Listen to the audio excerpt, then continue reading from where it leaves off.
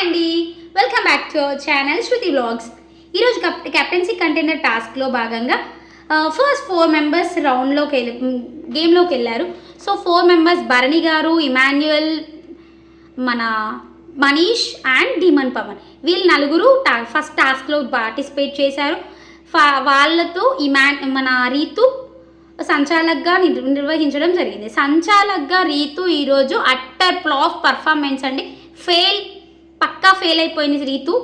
So ఈ నలుగురిని first రౌండ్లో చేస్తే ఫస్ట్ రౌండ్లో మనీష్ అవుట్ అయిపోయాడు. సెకండ్ రౌండ్కి వీళ్ళ ముగ్గురిని, భరణి గారిని, ఇమాన్యుయల్ని, పవన్ని సెకండ్ రౌండ్కి పర్మిట్ చేశారు.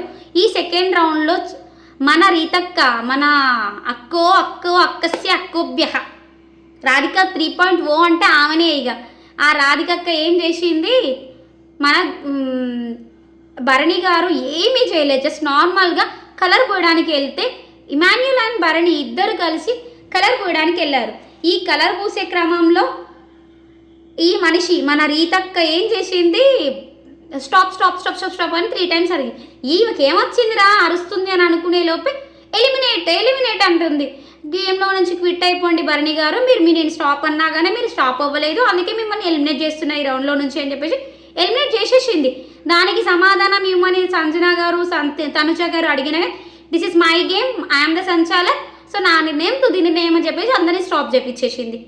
సెకండ్ మళ్ళీ బిగ్ బాస్ అనౌన్స్ చేసి ఈ రౌండ్లో ఎవరు ఓడిపోయారంటే భరణి గారిని ఓడిపోయారని చెప్పేసింది. థర్డ్ రౌండ్కి ఇమాన్యుయల్ అండ్ పవన్ ఇద్దరు కంటెస్టెంట్స్గా ఉన్నారు. దీంట్లో రూల్ ఏం పెట్టింది, పక్కన మన ఓనర్స్ టీంలోనైనా టెనెంట్స్ టీం నుంచి ఎవరు మాట్లాడినా కానీ మీ క్యాండిడేట్ని ఎలిమినేట్ చేసేస్తాను అని చెప్పింది. సో ఆ రూల్ని పాటించాలి కదా, మరి స్టాప్ అన్నప్పుడు పాటించినప్పుడు తీసేసినప్పుడు ఈ రూల్ని కూడా పాటించాలి.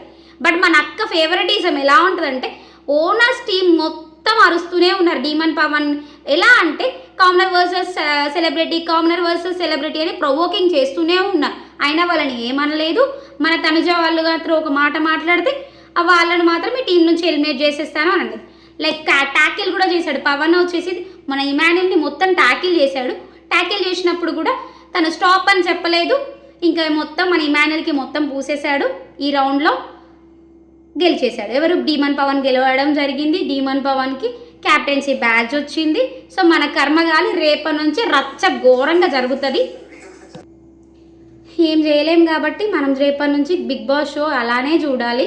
ఏం జరుగుతుందో, మళ్ళీ ఏమైనా ట్విస్ట్లు జరుగుతాయా లేదా, బిగ్ బాస్ నాగార్జున గారు ఈ పాయింట్ మీద సాటర్డే ఎపిసోడ్లో మాట్లాడతారు.